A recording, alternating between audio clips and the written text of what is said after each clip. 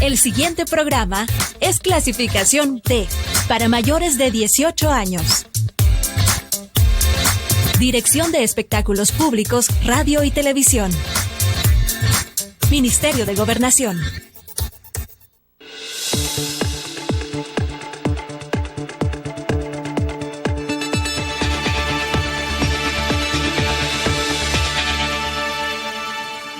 Bienvenidos y bienvenidas a una edición más de Temas y Debates. Les saluda Ricardo Sosa. En esta oportunidad el tema, el fútbol salvadoreño, pero desde una visión histórica, conmemorativa, de vivencias, de testimoniales y también de un enfoque del periodismo deportivo por un exjugador de nuestra liga profesional del fútbol salvadoreño, Manuel Cañadas. También escritor, comentarista, analista, y vamos a conocer una nueva faceta también ya en la frecuencia del FM. Para mí es un privilegio y un honor contar con don Manuel Cañada, una gloria del fútbol salvadoreño, un gran ser humano y un gran amigo del deporte. Bienvenido. Muchas gracias. La realidad es que estoy sumamente contento de estar por acá con Ricardo Sosa, a quien considero un sobrino mío porque su padre tenemos una relación entrañable que data desde nuestros años mozos, y por supuesto que estoy acá para contestarle todo lo que tenga conveniente hacerlo.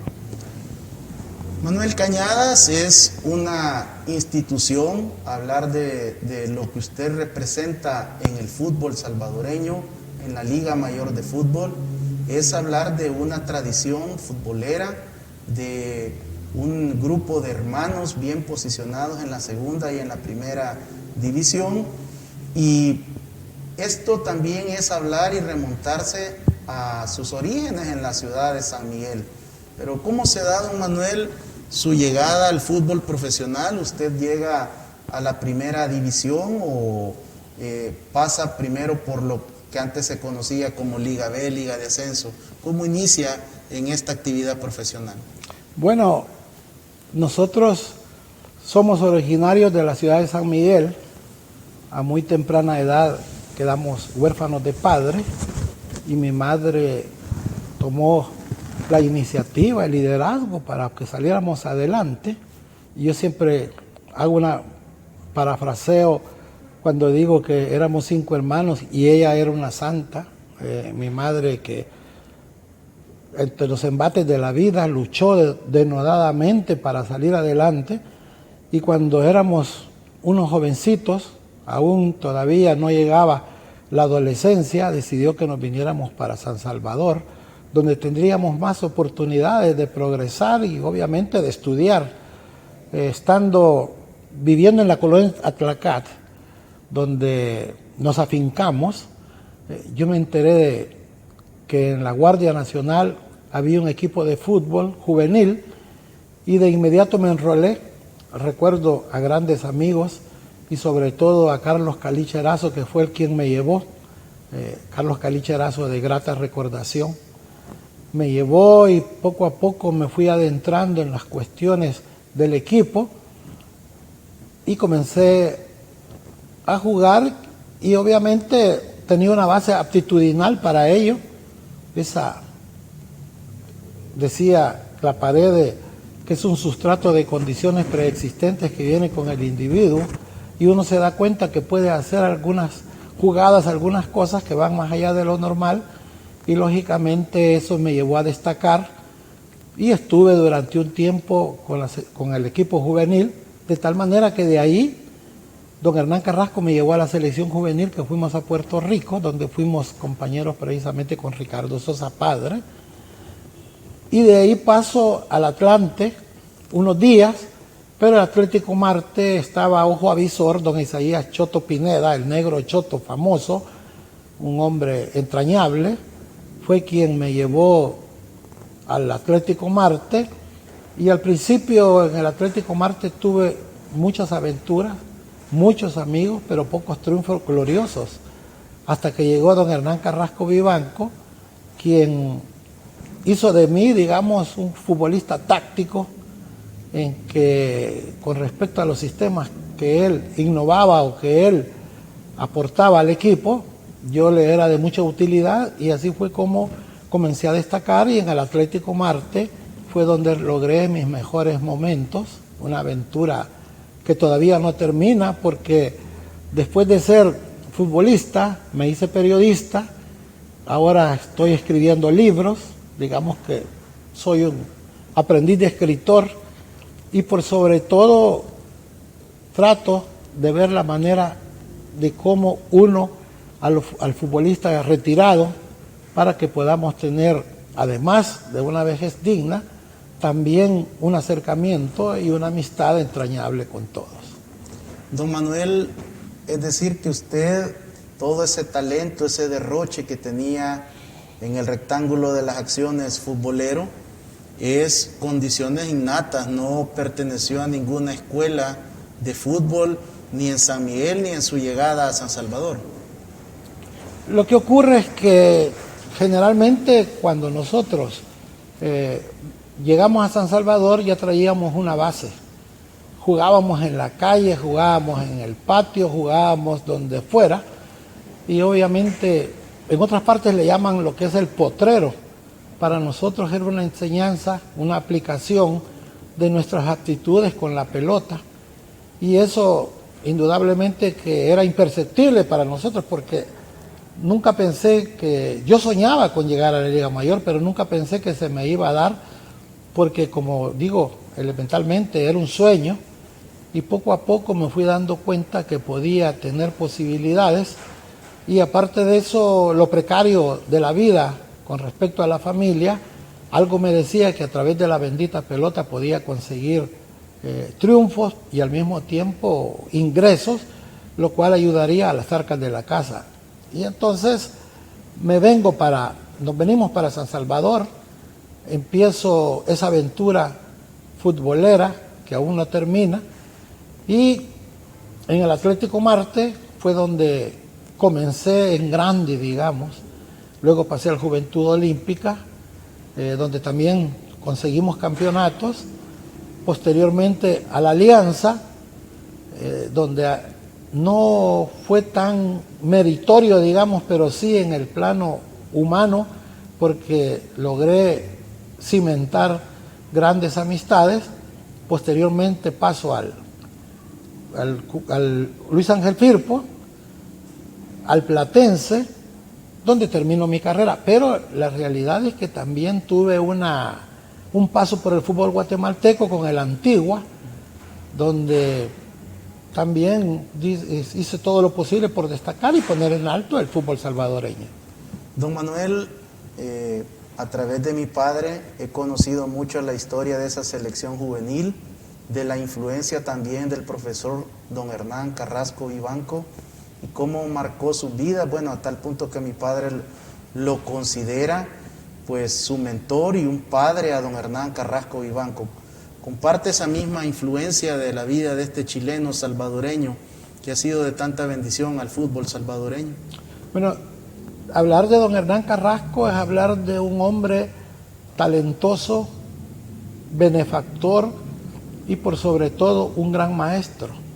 Él, a través de su ejemplo vivo, nos enseñó tantas cosas, incluso las elementales, y lógicamente en las largas charlas posteriores a almorzar o a cenar, siempre hacía hincapié en un montón de cosas, pero esencialmente en que debiéramos ser seres humanos solidarios, amistosos, y que nunca nos envaneciera el hecho de ser conocidos. Don Hernán, cuando vino, estableció o exigió decencia y respeto a los futbolistas, no permitía mentiras ni engaños, e implementó un montón de cosas como por ejemplo los convivios, las concentraciones, las becas de estudio para los jugadores, las charlas motivacionales. En ese momento muchos lo vieron como un ser iluso y superfluo. La verdad que era un hombre adelantado y nos tomó en su tutela, hizo hincapié en que nosotros nos convirtiéramos en hombres de bien y pensamos que hasta ahora no le hemos fallado, hemos tratado de seguir su ejemplo y don Hernán es un hombre ya mayor que durante los últimos 50, 60 años ha trabajado en nuestro fútbol, aunque muchos pensamos que ha arado en el mar, pero la realidad es que ha hecho una labor extraordinaria, sobre todo atendiendo a esa su vocación magisterial, la cual la comenzó en su tierra natal, en Chile, donde dirigió al Colo-Colo y a la Universidad de Chile para lograr campeonatos y por sobre todo méritos como persona y como ser humano, como entrenador. Don Manuel, de ese fútbol de la década de los 70, finales de los 60, ¿qué ha cambiado en nuestra liga debido a que en aquel momento los jugadores de alguna manera combinaban el trabajo en algún banco, en alguna institución privada, eran vendedores de una serie de artículos y servicios y combinaban el entreno de la Liga Mayor y su vida profesional en el fútbol? En esta etapa no lo vemos tan así. Ahora el jugador aparentemente cobra mejor, tiene algunos salarios exorbitantes, se pueden considerar para lo que es nuestra sociedad y nuestra liga. Hemos conocido de jugadores con salarios de 5 cifras mensuales, algo que posiblemente y sin duda en su época no se dio. Pero ¿cómo manejaban ustedes esa combinación entre quizás un fútbol más pasional, más emotivo, más de sentir los colores y también de buscar ingresos, porque no se tenía quizás ese nivel de ingresos y profesionalismo? En ese sentido, tengo que ser bien explícito. Inicialmente no eran unos sueldos exorbitantes, se combinaba el fútbol con el trabajo. Particularmente yo era maestro de educación primaria, también tuve la oportunidad de trabajar en secundaria y también en la universidad, dar clases, pero la realidad es que combinar esa serie de cosas era, digamos, toda una aventura, era duro. Actualmente los futbolistas quizás no sean mejores, pero tienen mayor fortuna que nosotros. En la actualidad habría que decir que hay una dualidad, porque hay equipos que se les paga bien, que los jugadores a fin de mes cobran, pero hay otros en los cuales ante una caída, ante una derrota, comienzan las multas, comienzan los atrasos de sueldo. Entonces, ellos juegan como profesionales, pero le dan un trato como que fueran amateurs. Y en ese estado de cosas, el sufrimiento, porque esa es la palabra, se agranda, se acrecienta, y el futbolista no tiene mayor alternativa, porque tiene que dedicar exclusivamente todas sus fuerzas, todas sus habilidades al fútbol, sin darse y sin permitirse llegar a realizar otras actividades que podrían venir a remunerarlo, ayudarle para poder vivir de una manera decorosa. En el caso particular de Manuel Cañadas, cuando ustedes alcanzan el máximo de su carrera, ¿pudo vivir realmente del fútbol y desligarse de otras actividades como la educación, o usted mantuvo siempre ese brazo educativo por una convicción más de docente? Pasa que yo trabajaba de maestro, me gradué a los 17 años y entonces me dediqué a la docencia y paralelamente jugaba al fútbol.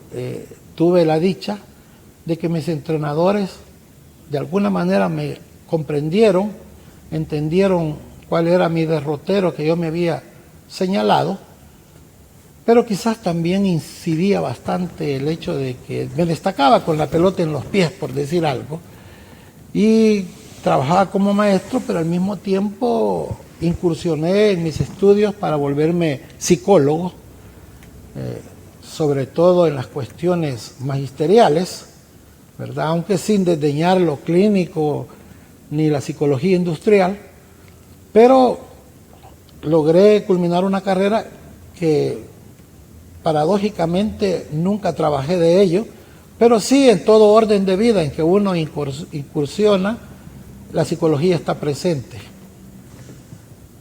Don Manuel, uno de los aspectos, hablando de que usted logra concluir una carrera universitaria, dedicarse a la docencia, pero todavía en pleno 2022, muchos padres de familia, cuando el hijo se acerca y le dice que quiere dedicarse al fútbol profesional, inmediatamente los padres encuentran todo y establecen una oposición para que su hijo se pueda desarrollar como profesional.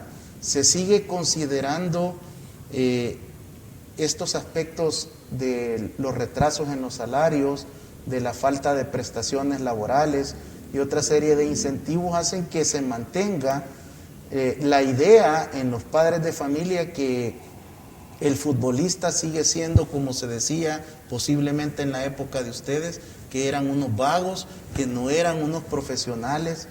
¿Por qué no podemos avanzar a un estatus que le permita al jugador salvadoreño de fútbol realmente ser eso, un profesional?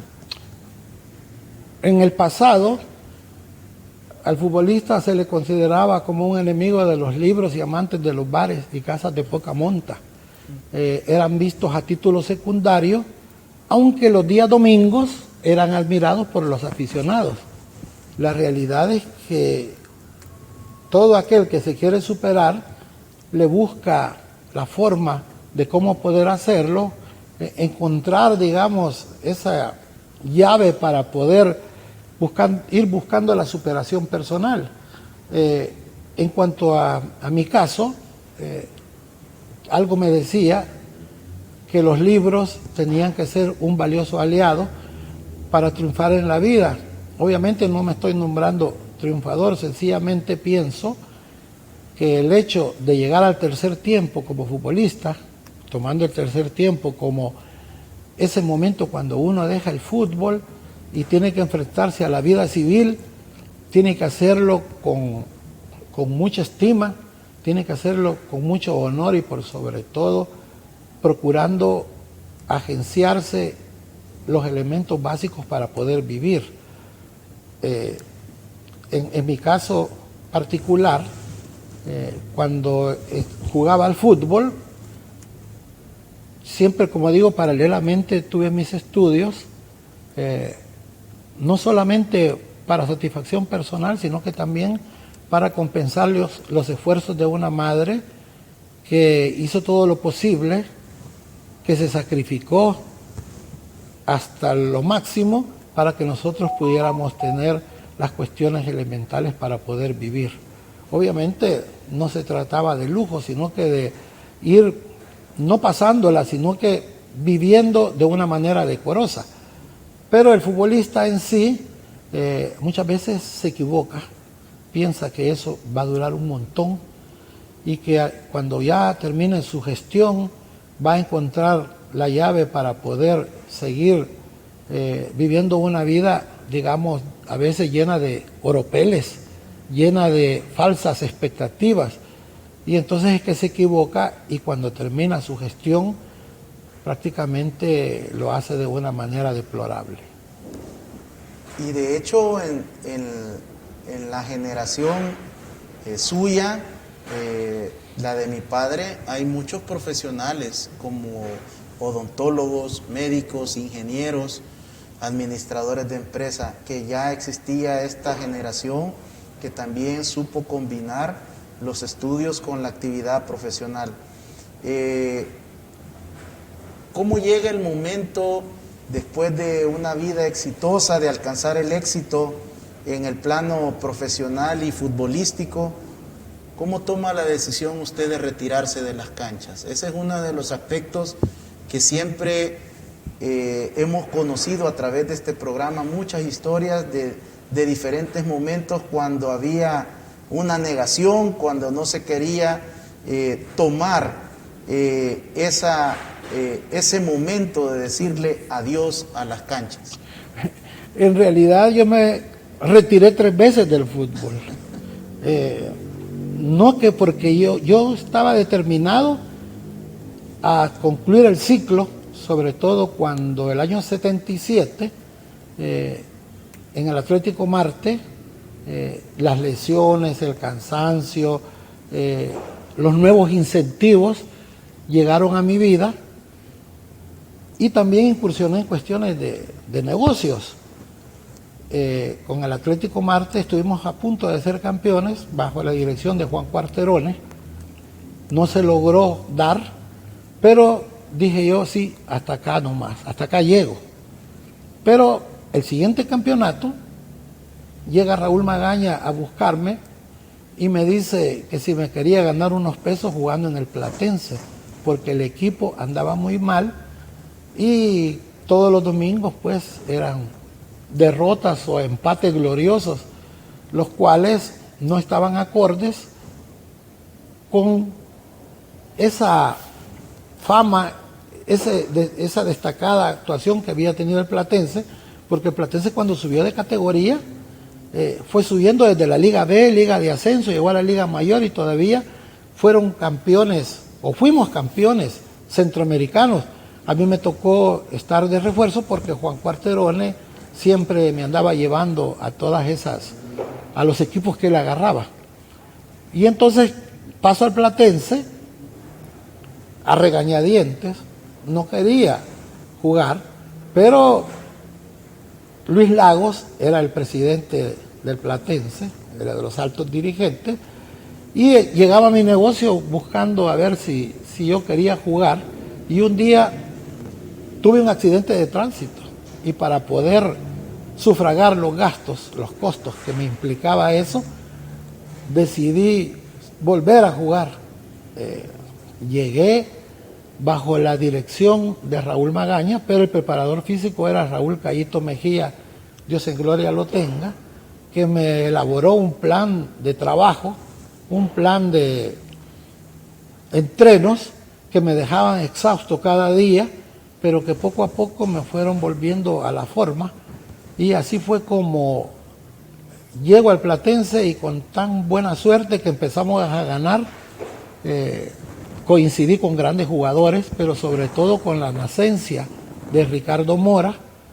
Luego estaba el Tuco Alfaro, el Tico Gómez McCarthy, jugaba el zurdo Serrano, Carlos Sotelo, el Palito Paniagua, la Conguita Ramos, y logramos salvar al equipo.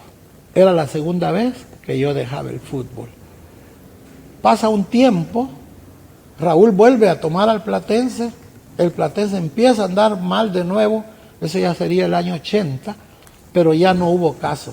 De pronto apareció en la casa, bueno, de hecho era como de mi casa, era como mi hermano, y me dice, ayúdame, el equipo no camina. Y le digo, Raúl, pero si yo ya estoy retirado, ya tomé una determinación.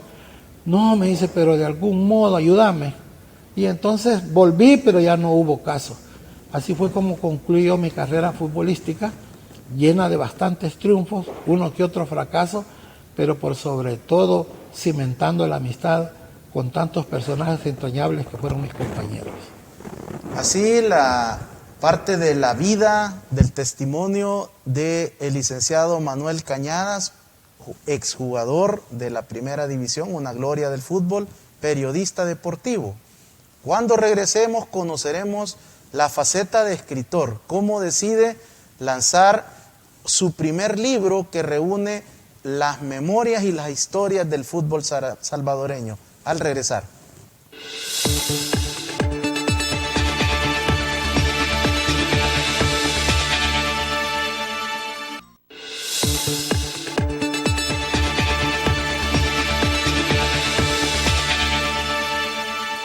Muchas gracias por continuar en nuestra sintonía, en esta oportunidad conociendo la vida, la trayectoria, el testimonio del licenciado Manuel Cañadas, jugador de la Primera División en los años gloriosos de nuestro fútbol, y luego de trascender a su vida deportiva, inicia como periodista deportivo. Licenciado, ¿cómo surge esta situación, esta transición luego de ese tercer retiro que finalmente lo hace guardar los tacos y dedicarse a sus actividades ya profesionales, sus negocios que había logrado establecer? Pero entre su retiro y lo que comenzamos a conocer ya de su trayectoria en el periodismo deportivo, ¿quién lo anima? ¿Cómo surge? ¿Fue algún escrito de esos que usted hacía de manera casi anónima lo que lo llevan a la carrera? Bueno, resulta que durante una época 3 personajes que fueron entrañables en mi vida, 2 de ellos ya fallecieron, otro vive, Raúl Magaña, Arturo Soto Gómez y don Fernando Raúl Arce, me llaman y me dicen que si quería colaborar con un periódico que ellos editaban, que se llamaba La Gaceta Deportiva. Así fue como hacía algunos análisis, escribía algunas columnas, incluso una de bastante buen humor, pero que no las calzaba con mi nombre porque digamos que tenía una relación directa con el hecho de que yo fuera futbolista, y entonces se veía mal pues de que yo analizara algo siendo futbolista activo.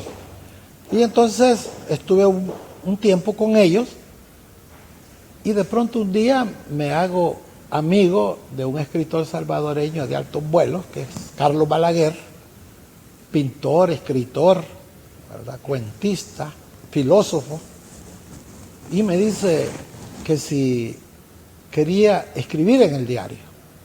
Y le digo, es lo que yo siempre he anhelado. Y me llevaron al Diario de Hoy, donde Luis Fuentes Hernández, a quien Rolando Elías, el recordado escritor, llamaba el partero de los poetas, y el señor Marquesini, me entrevistaron. De hecho, pasé la prueba y me llevan a trabajar al Diario de Hoy en la rama deportiva, que era lo que yo anhelaba. Mi editor era don Guillermo Peñata Zambrano, de grata recordación, un periodista, digamos, de esos de garra, un hombre que le conocía la historia a nuestro país. Y entonces bajo su tutela comencé a escribir, y quizás la forma como yo lo hacía, que era con bastante calor humano, pero sobre todo vivencial, gustó, y comencé a hacer reportajes interpretativos, entrevistas, y se me fue dando la situación de manera positiva. Pero hubo un momento en el cual yo me preguntaba, ¿y cómo es posible que en los periódicos el deporte sea la cenicienta? A veces teníamos 1 o 2 páginas acaso, y llegaba un anuncio y de una vez a deportes era a la cual sacrificaban. Y entonces hubo un momento en que se me acumularon el montón de notas, el montón de reportajes, y llega Roberto Flores Pinto, un hombre de altos vuelos en el periodismo salvadoreño, ejecutivo de la prensa gráfica, y me dice, Manuelito, me dice, usted se queja de que no le ponen sus cosas en el Diario de Hoy. Yo vengo a ofrecerle que de sacristán sea cardenal. Le digo, ¿y eso cómo es? No, que va a ser el editor de un periódico que pronto va a salir a la luz, que se va a llamar La Noticia.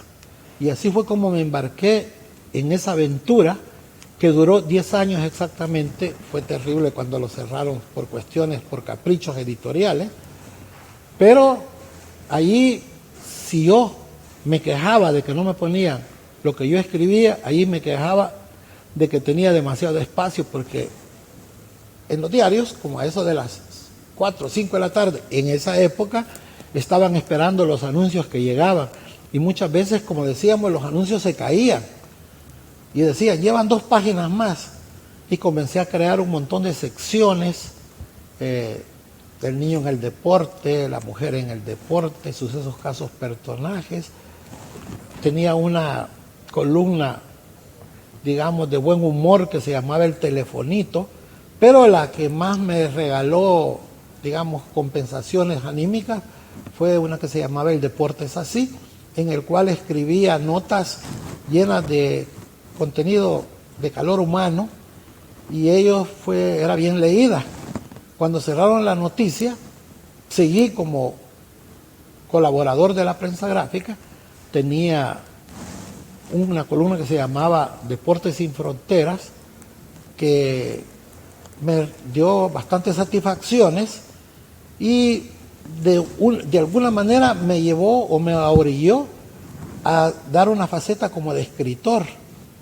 Tal es así que cuando vino un gran periodista al diario de hoy, Lafit Fernández, me llamó y me dijo que si quería llegar también a otra nueva aventura editorial, que era el periódico Más.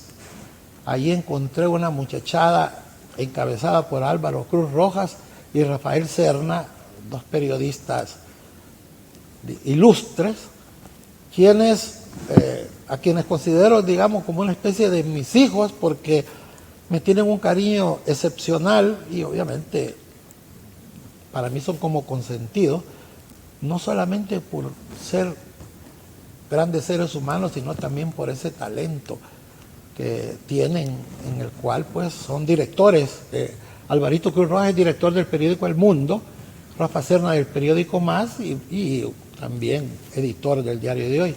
Y entonces llego al periódico Más y ahí fue donde, digamos, tuve mi realización, que incluso hubo un momento en que llegué a hacer un periódico de sátira política. Hacíamos de todo y, como dijo un poeta, todo llega, todo pasa. Después de casi 20 años llegó mi momento del retiro y fue cuando comencé con esta situación de la escritura para lograr los libros. Don Manuel, sin duda usted ya era un escritor, un periodista, un reportero con una memoria extraordinaria, con una retentiva, como muy pocas personas tienen ese privilegio y ese talento. Pero ¿cómo se da ese paso entre el periodismo deportivo, una serie de apuntes, de memorias acumuladas en su cerebro y en algunas libretas, para trascender a convertirse en un escritor y sacar la primera publicación de Corazón Futbolero? Sucede que en el estadio Cuscatlán, en la parte de abajo, nos reuníamos un grupo de amigos para ver los partidos. Estaba Raúl Beltrán, Morgan Bojorquez, Pompilio Castaneda y exfutbolistas como Jorge Búcaro, Mario Monge. Y un día de tantos apareció un señor y se acercó a Raúl Magaña y le dice: yo también fui futbolista como ustedes, lo que pasa es que de mí nadie se acuerda. Y me dice Raúl: mira, Manuel, ese señor me acaba de decir esto, pregúntale el nombre. Le digo: ¿y usted cómo se llama? Me llamo Carlos Vázquez. Y me decían La Rata, soy La Rata Galvez. Era un monstruo de nuestro fútbol, olvidado. Y me dice Raúl: pero es que es increíble, vos tenés que encargarte de que esta gente no se olvide. Por esos días también me habló una señora de San Miguel y me habla: mire, don Manuel, fíjese que usted tiene esa costumbre o esa inclinación a recordar a los futbolistas del pasado, y mi papá ha sido atacado por el Alzheimer y él sale a la calle en un pasaje donde nosotros vivimos, que no lo dejamos que vaya muy lejos, y entonces le cuenta a las personas que él fue un gran futbolista. Y yo le digo: ¿y cómo se llama su papá? Ramón Chávez, me dice, y le decían el Pesote Chávez. No me diga que es uno de los medallistas, le digo, del año 54. Sí, pero la gente no le cree. Y entonces yo le hice un reportaje y ese hombre anduvo con el periódico por todo el pasaje y a todas las personas se lo enseñaban. Desgraciadamente, como a los 15 días falleció, pero la hija me habló para darme las gracias, y entonces yo pensé de que muchas cosas de nuestro pasado han quedado en el olvido. No tenemos archivos, no tenemos registros, solo unos cuantos papeles amarillentos nadie se ha encargado de registrar, digamos, las hazañas de nuestros futbolistas pasados. Y una mañana, durante unos desayunos que me reúno con mis viejos colegas, Quino Valencia se me acercó y me dijo: mira, Manuel, ¿y vos qué pensás hacer hoy que ha llegado tu jubilación? Por esos días yo había terminado mi gestión, mi ciclo con el periódico Más, y le digo: todavía estoy pensando en escribir algunas memorias. Pero me dice: pero yo tengo la forma, ¿cómo podés realizarlo? Yo tengo una imprenta. Y le digo yo: bueno, hagámoslo pues, ¿y qué tengo que hacer? Traeme unos cuantos artículos. Como a la semana le llevé como 80 artículos a Quino, y Quino estaba hasta impresionado y me dice: ¿y qué pasa? No, le digo, lo que pasa es que en los periódicos uno casi como prohibido escribir en primera persona. Las cuestiones vivenciales se dan, pero uno no las puede transmitir porque muchos dicen que es que nos estamos haciendo publicidad, que estamos haciendo un culto a la personalidad, mucho yoísmo, y ahí las tengo.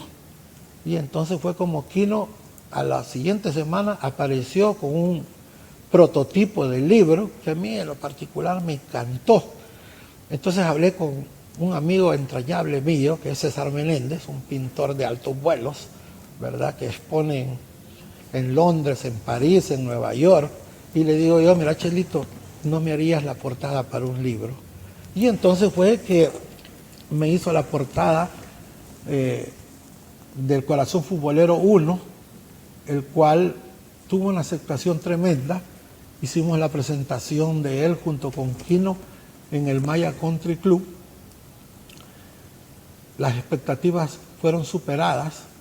Nos dijeron que si acaso llegaban 15, 20 personas, era un éxito, porque en nuestro fútbol, carente, digamos, de una tradición en cuanto a la escritura, cuando alguien escribe algo o presenta un libro, que lleguen sus familiares y unos cuantos amigos, es un éxito. Y ese día llegaron como 130 personas y fue cubierto por toda la prensa. Al día siguiente fue motivo de mucha publicidad y nosotros obviamente estábamos exultantes, felices de que nuestro primer hijo, digamos, nuestro primer libro había sido bien recibido. Este libro me llevó a San Francisco, me llevó a Los Ángeles, a Nueva York, a Washington, a Houston. Estuve en ciudades como Cupertino, Landell, en diferentes lugares, y me dejó el gusanito, el deseo de replicar y de hacer una segunda edición. Luego de un tiempo comencé a escribir, y un día de tantos abordo a otro hermano, pues porque Quino y Ramón son mis hermanos, que crecieron, no crecimos en el mismo vientre, pero sí cultivamos una amistad entrañable donde no entran balas. Y le digo a Ramón Faguaga que si quería escribir, porque yo sabía que Ramón le decía poemas a su esposa, le decía poemas a sus hijas, y que le gustaba escribir. Incluso en una oportunidad, cuando la selección fue a jugar a los Estados Unidos un partido contra la selección mexicana, yo llegué a la concentración y le digo a Ramón: en esa época no teníamos nosotros las facilidades que hay hoy, que dice, estás transmitiendo en vivo en las redes sociales. Y entonces viene y le dice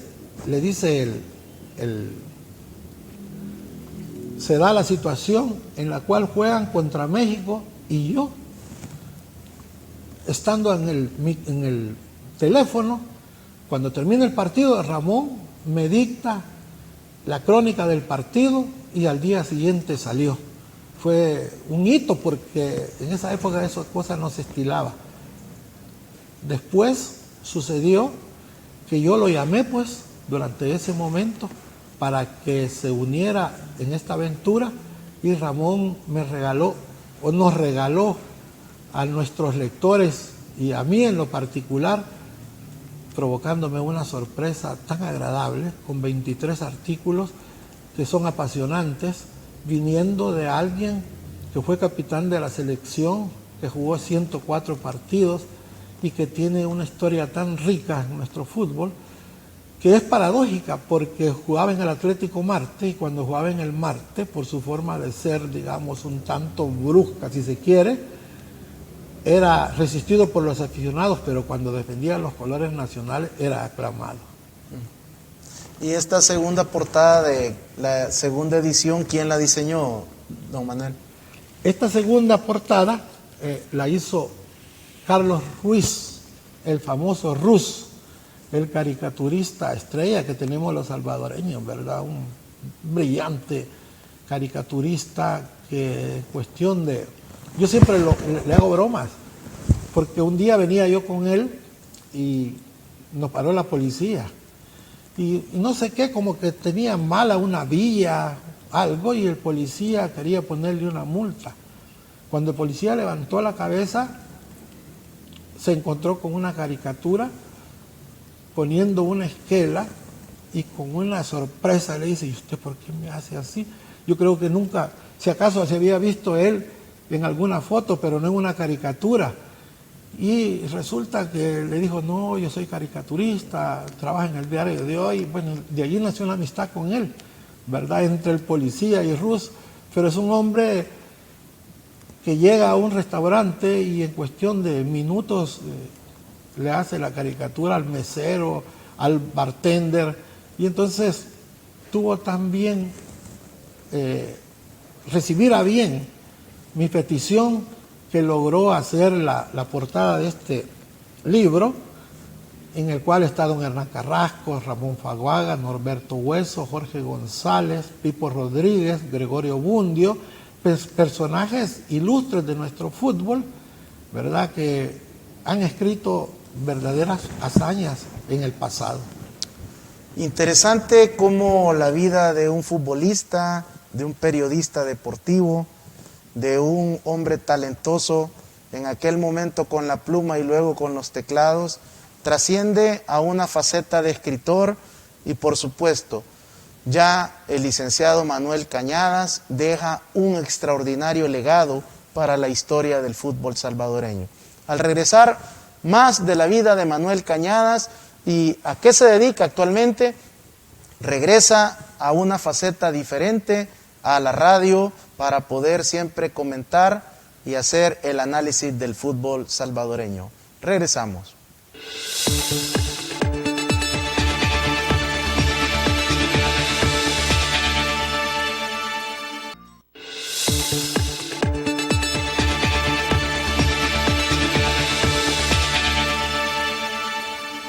En esta oportunidad un tema diferente, el fútbol salvadoreño desde la perspectiva histórica, desde la visión del licenciado Manuel Cañadas, quien fue futbolista profesional, exseleccionado, también periodista deportivo, escritor ya de 2 libros que han generado también compras en el exterior, muy anhelados por toda la diáspora salvadoreña en diferentes países, pero esta personalidad tan inquietante, que no puede estar quieto, el licenciado Manuel Cañadas ingresa a una nueva faceta del periodismo deportivo, ahora en la radio.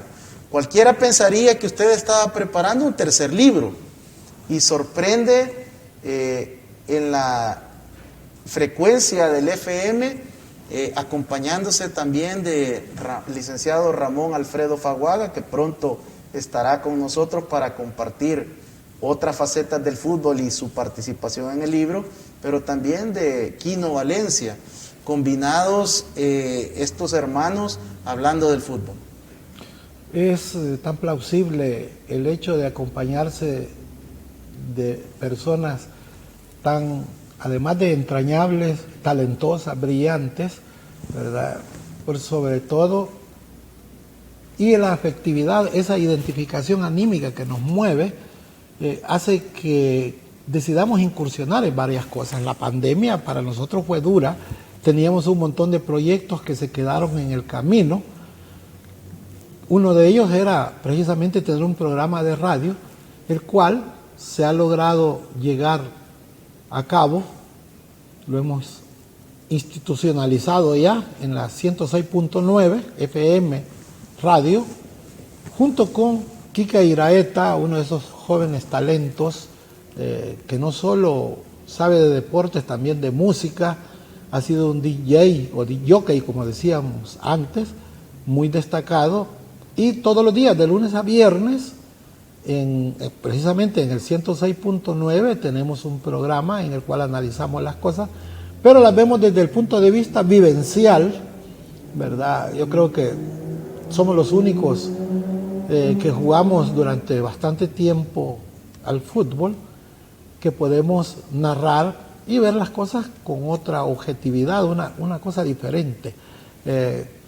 Pedro Joaquín Valencia, Quino Valencia, Ramón Alfredo Faguaga y este servidor estamos, y los insto a que nos escuchen de 6 a 7 todos los días en esa frecuencia, y llevamos invitados. El otro día tuvimos al gran capitán de la selección del 70, Salvador Mariona. El viernes pasado estuvo Fausto Omar el Bocho Vázquez. Son cosas que en realidad a uno lo llenan de satisfacción, porque se trata de amigos, que uno levanta el teléfono y tiene la convicción que le van a contestar y que no van a andar con rodeos para decirles que no a uno ante una invitación de esta naturaleza.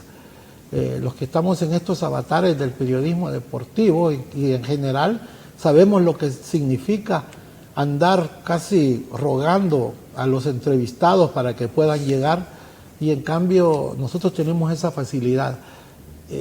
El fútbol es pujante, lleno de enormes posibilidades, el cual no solamente lo que sucede en la cancha es lo que nos interesa, sino que también lo que sucede en el entorno y su transferencia popular.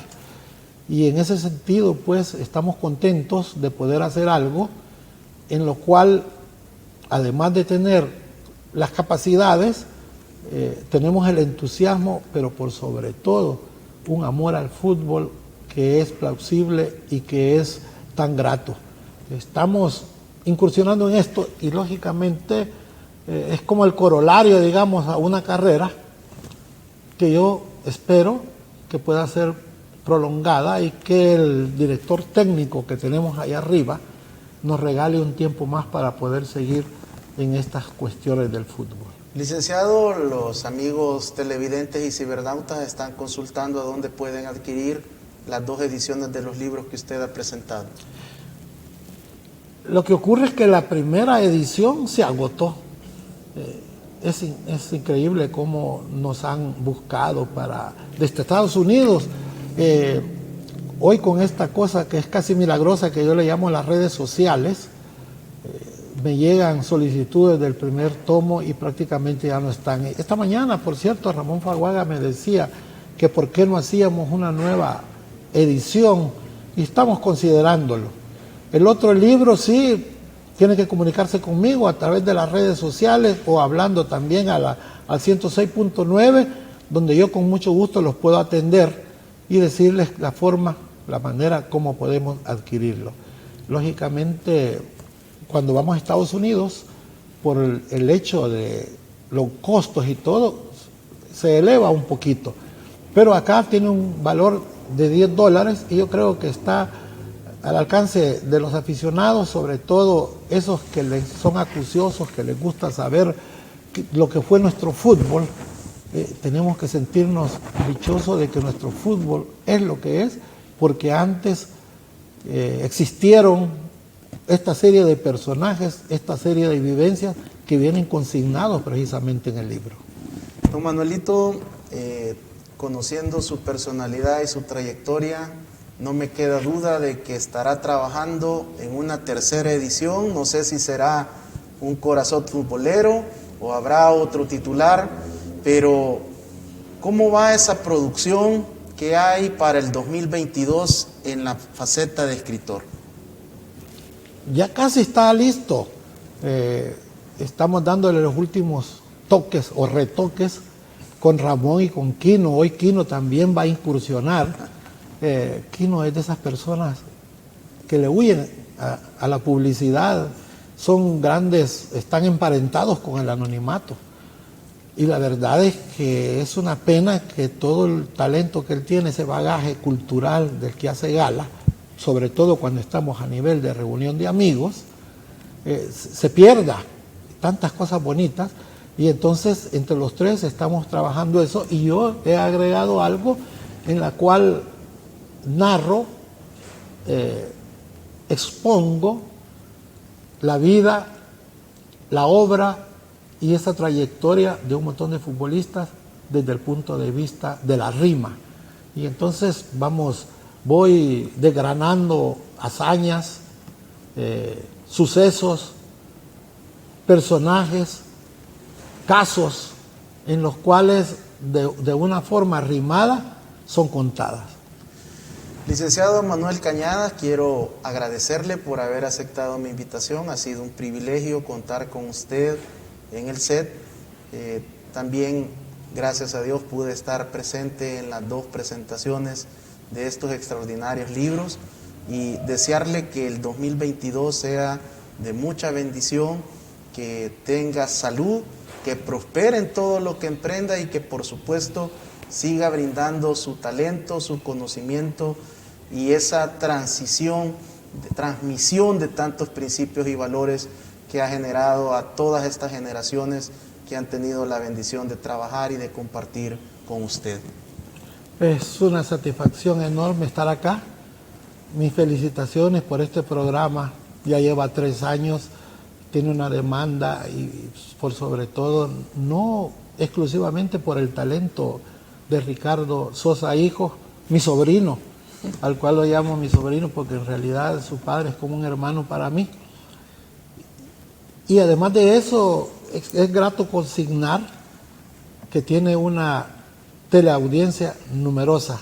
Y quiero aprovechar este día también, que es el Día de la Amistad, Día del Amor, Día de los Enamorados, que deberían ser todos los días, para enviarle un saludo a los amigos, a esa grey futbolera a la que tanto queremos, que hemos dicho que amigos es aquel que parte la pena en 2 y duplica las alegrías. Y precisamente cada vez que encontramos a un miembro de esa fraternidad, de esa cofradía, como yo le llamo, es una fiesta para el espíritu. Muchas gracias al licenciado Manuel Cañadas, periodista deportivo, exfutbolista de la Primera División, selecciones nacionales, escritor y ahora comentarista en radio. No se pierda sus programas. Y aprovechando lo que decía el licenciado Cañadas de esta fecha de celebración de la amistad, cierro esta edición con el proverbio 17:17. En todo tiempo ama el amigo, y es como un hermano en tiempo de angustia. Que el Señor le bendiga.